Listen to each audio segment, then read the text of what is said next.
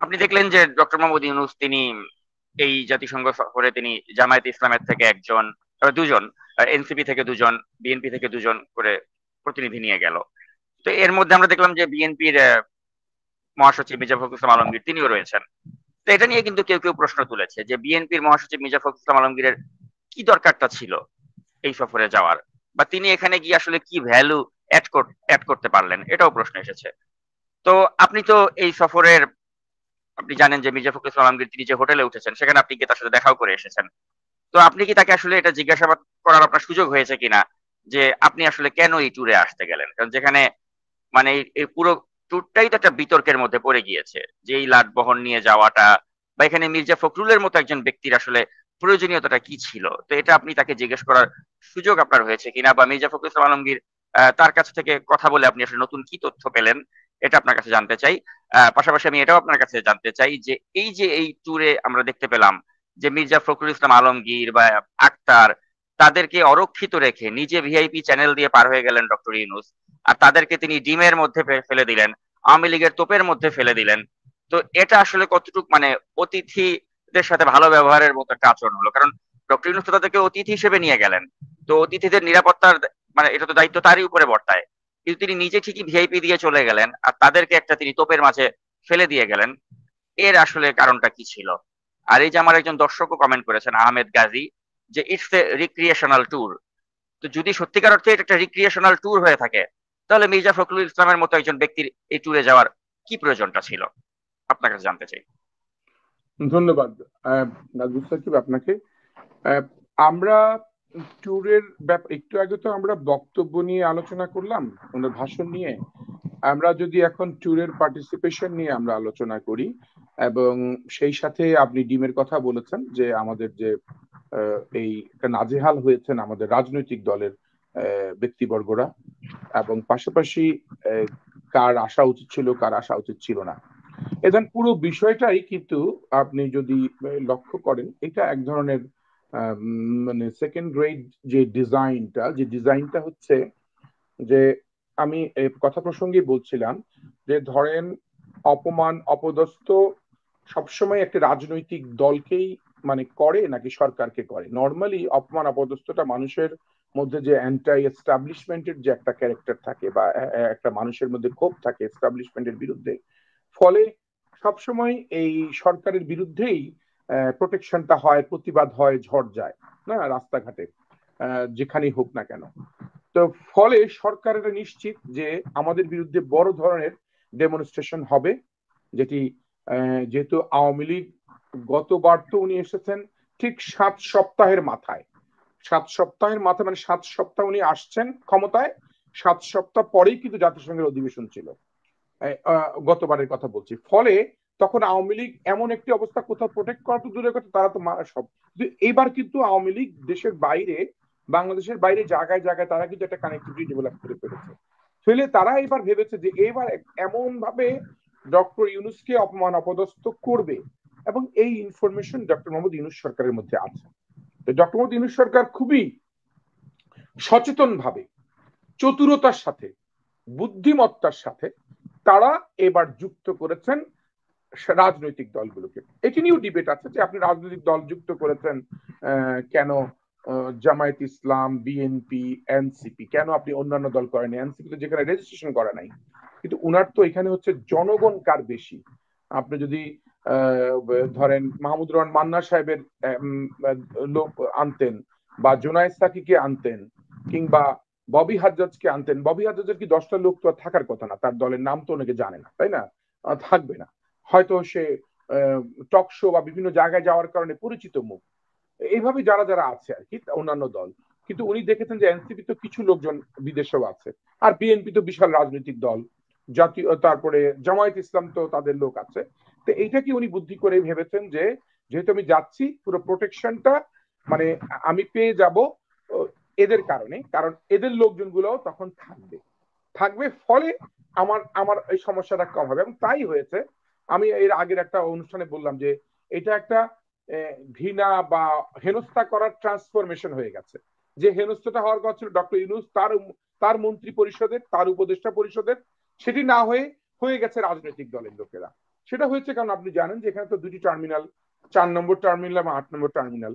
8 নম্বর টার্মিনালেই অনুমোদন দিয়েছে কিন্তু আলটিমেটলি ডেমনস্ট্রেশন করা। আর 4 নম্বর টার্মিনালে হচ্ছে তারা বের হয়ে গেছেন। তো বের হয়ে যাওয়াতে যেটা হয়, মানে স্বভাব সুলভ যে আচরণ, আপনি জানেন মির্জা ফখরুল ইসলাম আলমগীর কিন্তু খুব একটা গ্যাদারিং, খুব একটা জনগণ, লোক বহর, বাহিনী নিয়ে চলা, এটা উনি কোনো কালেই করেন না। উনি যখন মহাসচিব প্রথম হন, প্রথম হয়েই কিন্তু উনি ঠাকুরগাঁ যান একা, তাও ট্রেনে করে, ট্রেনে চলে যান একটা ব্যাগ নিয়ে। তাকে কিন্তু এক সাংবাদিক একটা রাস্তার মধ্যে একটা ইউটিউবারের মতো তাকে জিজ্ঞেস করলো। না কিন্তু নয়ন বাঙালি, এই জেএফকে এয়ারপোর্টে আমি বহুবার গিয়েছি এবং আমার আত্মীয় স্বজনদেরকে যখন আমি বলে দিই যে আমি 4 নাম্বার এখান দিয়ে বের হব, তারা ওইখানে গাড়ি নিয়ে আগেই প্রস্তুত থাকে। আমাকে তো এতখানি টার্মেকে হাঁটার প্রয়োজন পড়ে নাই কখনো। আমি বের হয়েছি, গাড়ি রেডি আছে, উঠে পড়েছি। কখনো আমি দেখি নাই যে এতখানি পথ আমাকে টার্মেক দিয়ে হাঁটতে হয়েছে। আমার কাছে এই ভিডিও ফুটেজ দেখে মনে হচ্ছে যেটা ইচ্ছাকৃত ভাবে তাদেরকে ওই পথটা দিয়ে হাঁটানো হয়েছে, যাতে ওখানে তারা হেনস্থার সম্মুখীন হয়। এবং এর দায় কোনোভাবেই কিন্তু এই দূতাবাসের কর্মকর্তারা এড়াতে পারে না। হ্যাঁ, দূতাবাসের শুনেন, দূতাবাসের কর্মকর্তা তো এড়াতে পারবে না। আপনি জানেন যে দূতাবাস তো, আমি ওই আগের একটি অনুষ্ঠানে বলছিলাম যে 3টি লেয়ারে তারা কাজ করে দূতাবাস। একটি হচ্ছে যেখানে যাদের প্রোগ্রাম জাতিসংঘের, সেখানেই আমাদের স্থায়ী মিশন আছে, জাতিসংঘের স্থায়ী মিশন, সেটার একটা গ্রুপ আছে। তারপরে হচ্ছে আবার আমেরিকাতেই কনসুলেট জেনারেল অফিস আছে, এটাতে কনসুলেট জেনারেল অফিস, সেখানে কনসুলেট প্রধান সহ তাদের একটা টিম। আর ওয়াশিংটনে আছে হচ্ছে বাংলাদেশ দূতাবাস। তাহলে বাংলাদেশ দূতাবাস, কনসুলেট জেনারেল অফিস এবং স্থায়ী মিশনের অফিস, এই তিনটার সমন্বয়ে কিন্তু কাজগুলো হয়। তিনটা সমন্বয়ে আপনি জানেন, আমি ওয়াশিংটন দূতাবাসে তখন কল করেছিলাম সাথে সাথে। সেখানে আমি বলেছি, সেখানকে আপনি অনেক কর্মকর্তাকে আমি দেখেছি, তারা কিন্তু যাই নাই। আপনি জান নাই কেন? না, আমাদের অডিটের কাজ চলছে বা আমরা অন্যান্য কাজ চলছে, এবং আমি মানে পলিটিক্যাল দায়িত্বে পলিটিক্যাল মিনিস্টার তাকেও যেতে দেখি নাই। এটা একটা। উপরন্তু ওনারা যেটা করেছেন, আমি পলিটিক্যাল মিনিস্টারের সাথে কথা বলেছি আমি নিজেই, যে আপনি আসেন নাই কেন? উনি বলেছে আমার তো এখানে অডিটের দায়িত্ব দিয়েছে, আমি এখানে যেতে পারছি না। পক্ষান্তরে নেপাল থেকে কেন নিয়ে আসতে হচ্ছে শোয়েব আবদুল্লাহ নামের একজন, যে আওয়ামী লীগের ফ্যাসিস্ট ছাত্রলীগ করে আসছে, তাকে কেন নিয়ে আসতে হচ্ছে এখানে এ করার জন্য, তাদেরকে প্রোটোকল দেওয়ার জন্য? এটা এটা তো খুবই খুবই অন্যায় হয়েছে, এবং এটা কোন কারণে হয়েছে, কোন সমন্বয় হয়নি, সেটি অবশ্যই তলিয়ে দেখার সময় আসছে এখন, এবং আমরা দেখব। আমার মূল কথা হচ্ছে যে এতদূর হেঁটে আসছে, এটা যে হেঁটে আসছে 4 নম্বর টার্মিনাল, কিন্তু আবার কিছু সংস্কারের কাজও চলছিল। সংস্কারের কাজও একটা কারণ, যে কারণে একটু লম্বা সময় তাদেরকে হাঁটতে হয়েছে। পক্ষান্তরে আমার কথা হচ্ছে যে ওখানে কেন সরকার তাদের প্রোটোকল যদি প্রয়োজন বোধে, যদি তারা স্পেশাল সিকিউরিটিকে বলতে নাও পারে যে ঠিক আছে, যেহেতু তারা সরাসরি প্রতিনিধি না জাতিসংঘের অধিবেশনের, তারা প্রধান উপদেষ্টার সাথে সফর সঙ্গী হিসেবে এসেছেন, তারা তো সিকিউরিটি সার্ভিসকেও রাখতে পারতো। আপনি জানেন আমেরিকায় প্রচুর প্রাইভেট সিকিউরিটি সার্ভিস রয়েছে, প্রচুর, এবং প্রাইভেট সিকিউরিটি সার্ভিস আপনি চাইলেই আনতে পারবেন।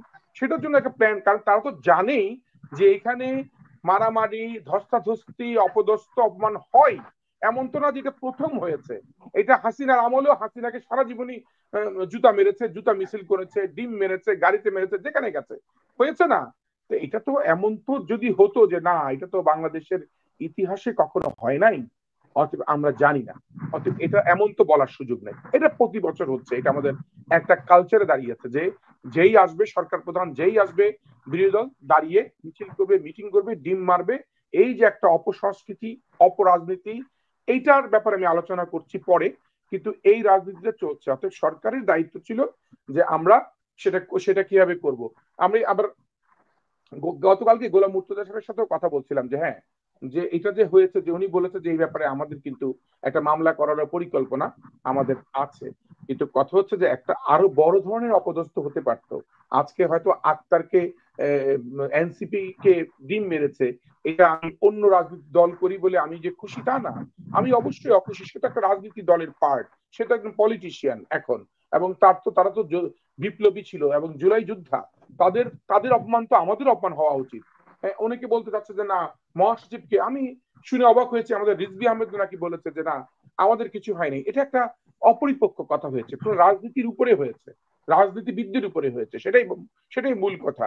আমার হয় নাই, আমার কম হয়েছে, অমুকের বেশি হয়েছে, এটাও ভাগ করা কিন্তু সুযোগ নাই। আপনি যে তাসলিম জারাকে যে আস্তে চুল ধরে টেনেছে আর যে অকথ্য ভাষায় গালাগালি করেছে, সেটা আপনি সহনীয় বলেন? সহ্য করতে পারবেন একজন পলিটিশিয়ান, একটা একটা মেয়ে, একটা মাত্র রাজনীতি জগতে পাড়া দিয়েছে, তার তার মানসিক অবস্থাটা কি হতে পারে। অর্থাৎ এগুলো তো ভাবতে হবে আমাদের। কিন্তু এটা হয়েছে, আমি আপনার সাথে অবশ্যই একমত, দূতাবাসকে প্রথমেই তার দায় দায়িত্ব, দূতাবাসটা পররাষ্ট্র মন্ত্রণালয়ের পুরোটাই দেখার দায়িত্ব। পররাষ্ট্র মন্ত্রণালয় দূতাবাসকে পুরো ইন্ডিকেশন দিবে যে কিভাবে, কারণ এই রাজনীতিবিদদের সিকিউরিটি দেওয়ার দায়িত্ব স্বয়ং ডক্টর ইউনূসেরই। কেন? কারণ উনি নিয়ে আসছে ওদেরকে উনার নিজের চামড়া বাঁচানোর জন্য, উনার নিজেকে সেভ করার জন্য। উনি প্রয়োজন বোধে বাইরে দাঁড়িয়ে উনি যখন চলে যাচ্ছেন, যখন, হ্যাঁ, অনেকে বলেছেন যে উনি তো একটা প্রোটোকল দিয়ে বের হবেন, ওনারা আরেকটা প্রোটোকল দিয়ে বের হবেন। ওনারা যেহেতু B1 B2 ভিসা, অতএব সেখানে ওনারা তো সেই রাষ্ট্রীয় সম্মান নিয়ে সিকিউরিটি নিয়ে যেতে পারছেন না। সেখানে এমনও হয়েছে যে ভিতর থেকে যে খবর বের হয়েছে বাইরে, সেটা মুর্তজা সাহেবও কিন্তু স্বীকার করেছেন যে হ্যাঁ, ভিতর থেকেই যে বিলম্ব হচ্ছিল, মির্জা ফখরুল ইসলাম আলমগীরের সহ তারা পুরো টিমটারই দেরি হচ্ছিল তাদের সিকিউরিটি ক্লিয়ারেন্স। একজনের তো ফিঙ্গারপ্রিন্টই মিলছিল না, সেটার জন্য তার সময় লাগছিল। আরেকজন সিকিউরিটির জন্য তাকে আলাদা করে রাখা হয়েছে, অনেকক্ষণ তার সময় নেওয়া হয়েছে। এই যে এই বিষয়গুলো চলছিল, এই বিষয়গুলো কিন্তু যারা আওয়ামী লীগের বাইরে ডেমনস্ট্রেট করছে তাদেরকে জানানো হয়েছে, এবং তারা কোন গেট দিয়ে বের হবে সেই গেটের। অর্থাৎ ওইখানে তো থাকে দূতাবাসের লোকজন, ওইখানে তো আর এমন না ওইখানে তো অন্য কোনো লোক থাকে নাই। প্রোটোকলে যারা থাকে তারা তারা অতটুকু জায়গা পর্যন্ত যাওয়ার সুযোগ পায়। আমি মনে করি এটি দূতাবাস মানে মন্ত্রণালয়কে দায়িত্ব, পররাষ্ট্র মন্ত্রণালয় জবাবদিহি করতে হবে। বাংলাদেশে ওনারা গিয়ে অবশ্যই এবার একটা সুস্পষ্ট একটা বক্তব্য দিবেন, এবং বক্তব্য দিয়ে বলার চেষ্টা করবেন যে আমাদের এই কাজগুলো হয়েছে যেগুলোতে আমরা করতে পারি নাই, তার জন্য আমরা ক্ষমা প্রার্থী। কারণ আমরা যদি আরো বড় ধরনের কোনো ঘটনা দেখতাম তাহলে সেটি কিন্তু আমাদের জন্য খুবই দৃষ্টিকটু হতো। তারপরে আপনি আরেকটি কথা যুক্ত করেছিলেন যে জামায়াতকে হয়তো দেখা যাচ্ছে যে অনেক প্রোটোকল দিয়ে নিয়ে যাচ্ছে তাদের লোকজনগুলো। এটাও, বা বিএনপির ওই সময় 8 নম্বর গেট থেকে 4 নম্বর গেটে চলে আসা যেত, কিন্তু সমস্যাটা হয়ে গেছে কি, জামায়াত ইসলামের নায়েবে আমি তাদের লোককে ইনফর্ম করতে পেরেছেন বের হয়ে, টেক্সট কোডের মাধ্যমে হোক যে হোক, যে এত নম্বর গেট দিয়ে বের হচ্ছেন, যেটা পক্ষান্তরে আমাদের বিএনপির পক্ষ থেকে সেটা টেক্সট করে তাদেরকে যে এখানে চলে আসতে হবে বা চলে আসা তাড়াতাড়ি আসুক, সেটা তারা করতে পারে নাই। এটাও আমি মনে করি, কারণ আপনাকে তো দলের পক্ষ থেকেও তো আপনাদের অ্যালার্ট থাকতে হবে, সজাগ থাকতে হবে। হ্যাঁ, আমরা আমরা বলেছি যে রাজনৈতিক দলের প্রতি তাদের কোনো ক্ষোভ নাই, কারণ কয়েকদিন আগেই তো ওনারা ঘুরে গেলেন।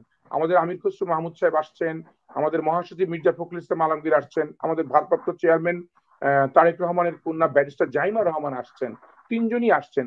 ওয়াশিংটন ডিসিতে নেমেছেন, কই পর্যন্ত কেউ কোনো প্রোটেস্ট, কোনো ডেমনস্ট্রেশন কিছুই তো হয় নাই। তার মানে রাজনৈতিক দলের বিরুদ্ধে কিন্তু নর্মালি কম হয়, বরঞ্চ বেশি হয় সরকারের বিরুদ্ধে, সেটাই স্বাভাবিক। আর এটা হয়ে গেছে, আমি বললাম না, একটা ট্রান্সফর্ম হয়ে গেছে এই মানে রাজনৈতিক দলদেরকে হেনস্থা করার, যেটা হওয়ার কথা ছিল সরকারকে, এবার কিন্তু সরকারের কেউ হয়নি। আপনি লক্ষ্য করে দেখেন, সরকারের কোনো উপদেষ্টাও হেনস্থা হয় নাই। তবে তারা কিন্তু তাদের সিকিউরিটি নিশ্চিত করেছে খুব, তারা তাদের প্রোটোকল নিশ্চিত করেছে খুব স্পষ্টভাবে, এবং তারা তাদেরকে নিরাপদ রেখেছে। পক্ষান্তরে তারা রাজনীতিবিদদের মধ্যে নিরাপত্তা দিতে পারে নাই, সেটি হচ্ছে তাদের সবচেয়ে বড় বড় যেটি সমস্যা। এবং তারা অন্যান্য কাজে বেশি ব্যতিব্যস্ত ছিল, যেমন যে কাজগুলো রাজনীতিবিদদের থেকে, পুরো বাংলাদেশের জনগণের নজর হচ্ছে রাজনীতিবিদদের উপর, কিন্তু ওনাদের নজর কিন্তু অন্যদিকে ছিল। সেই অন্য দিকটা কি যদি আপনি জানতে চান তার একটা উদাহরণ দেই। অন্য দিকটা হচ্ছে, আপনি জানেন যে আগামীতে হবে 81তম অধিবেশন, সেটা একটা মনস্তাত্ত্বিক যুদ্ধ চলছে। 81তম অধিবেশনে কিন্তু প্রেজাইড করবে বাংলাদেশ। কিভাবে প্রেজাইড করবে? কারণ 40 বছর আগে কিন্তু হুমায়ুন রশিদ সাহেব ছিল। এটা তো 5টা জোনে হয়, মানে 5টা গ্রুপে হয়। এটা এটা বাই রোটেশন হয় আর কি, 5টা গ্রুপে। ধরেন এবার আফ্রিকান কমিউনিটি করছে, এবার যে প্রেজাইড করেছে ওনার নাম হচ্ছে ফিলম্যান ইয়াং, ক্যামেরুনের, বা ফিলম্যান ইয়াং, উনি করছে এবার প্রেজাইড। আফ্রিকান করেছে, এরপরে এশিয়া প্যাসিফিক, তারপরে চলে যাবে ইস্টার্ন ইউরোপ, তারপরে চলে যাবে ল্যাটিন আমেরিকা, তারপরে যাবে ওয়েস্টার্ন ইউরোপ, এইভাবে। তো এইবারে নেক্সটে আসছে হচ্ছে বাংলাদেশ, সাইপ্রাস, আর হচ্ছে আমাদের, হ্যাঁ, বাংলাদেশ সাইপ্রাস, এইটাই, এই দুইটার মধ্যেই হবে। তো যদি হয়, বাংলাদেশের সম্ভাবনা সবচেয়ে বেশি। যদিও তহিদ সাহেবরা কেন এত বেশি ব্যস্ত, কারণ তহিদ সাহেব তো তহিদ সাহেবদের তো থাকার ইচ্ছা নাই, নাকি আছে? আমি জানি না, আপনি ভালো জানবেন। আমি তো বিশ্বাস করি ওনারা ফেব্রুয়ারিতে নির্বাচন দিয়ে যাবেন। যদি থাকার ইচ্ছা থাকে তাহলে বুঝতে হবে যে না, আমরা তো থেকেই যাব, আগামী সেপ্টেম্বরে যখন হবে তখন প্রেসাইড করতে পারবো, তো এই সাহেব প্রেসাইড করতে পারবে। এই ধরনের এই ধরনের ব্যতিব্যস্ততা কিন্তু ভেতরে ভেতরে আছে, যেটা বাংলাদেশের মানুষ অনেকেই, অনেক সাংবাদিক অনেকেই জানে না। তারা ইন্টারনালি তারা কিছু মেকানিজম মধ্যে তারা সময় পার করছে, ফলে রাজনীতিবিদদেরকে ওনারা বেশি প্রায়োরিটি দিতে পারে নাই।